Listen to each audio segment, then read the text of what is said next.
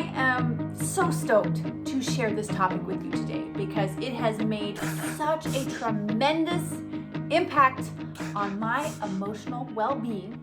And that topic is how to master your emotional state with the art and science of Ayurveda. Now, I don't know if you know this because we talk a lot about the mind-body types of Ayurveda. We call them doshas. This is the Sanskrit word, but these also have affiliated emotional states, which means when a person comes to me as my client and expresses a concern with an emotional pattern they're experiencing, like anxiety, fear, frustration, this is giving me clues. Like, this is telling me, oh, I need to look for these habits in this person's diet and lifestyle. And 95% of the time, they are there without a doubt. We're not that different. I mean, we are different. We are all unique. We have these beautiful expressions of the divine, but we all have a baseline organism that functions a certain way, and when we treat it a certain way, certain things happen. And this is really cool and really powerful because this starts to give us the keys of how to unlock how, what, and why we are feeling, so we can then make better choices and feel better, right? Because that's what we want. Like, the ultimate goal is to empower all of you to take ownership of your health with the tools you need to become a healthy person. So I'm so excited you're here because this is juicy.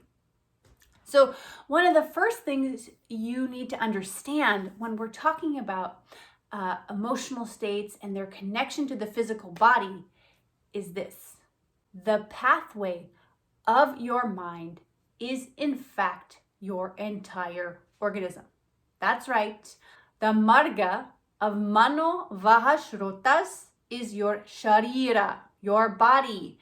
And this is really easy to understand when you think about the posture associated with certain emotions, right? Like, let me ask you something.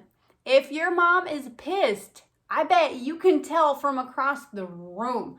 You don't have to talk to her. You just see it and you're like, oh, mom is upset. I'm gonna go over here now, right? And that is because emotions and physical state and posture are like this. Like, you really cannot tease them apart. Same thing goes, like, if you're happy, you can tell when someone is blissed out and just like in love or super excited, or when they're mad or when they're sad. There's a reason your body responds. It's because your mind is in the body and your body is your mind. So you need to learn to take care of that, right? Don't neglect your physical organism. Now, there are very few people in the world who can overcome any physical pain, any physical emotional fluctuation. They don't actually have emotional fluctuations. These people are saints. You should try to sit at their feet and hang out with them because they are magical. But for the rest of us, we need some help. And that's what Ayurveda is here to do. It's here to give us some help. Thank you, Ayurveda. Yay. So remember, first lesson, pathway of the mind is in fact the entire body. And lesson number 2 is your emotions are a signal. That's right. They are a signal of either a doshic underlying health imbalance, probably caused by something you are doing, because most of our problems we create. It sucks and it's empowering all at the same time. Or it's a marker of your perception and how you're perceiving things, which can also be wrong, right? You can have wrong perception. You can think, oh, that means that when it doesn't. So these are important to consider. So basically, we need to look at these things to understand where your emotions are coming from and how we can start to manage them. Because guess what? Your emotions are like the wind. They're always changing, but you can learn how to hold that sail See, obviously I'm on sale because I probably wouldn't have said that, but you know what I'm saying, right? Like, you can learn how to steer that ship so that the emotions go the way you want instead of being knocked around by something you don't know how to control. So emotional conditioning, physical health, they are all interconnected. You cannot have one without the other for real success.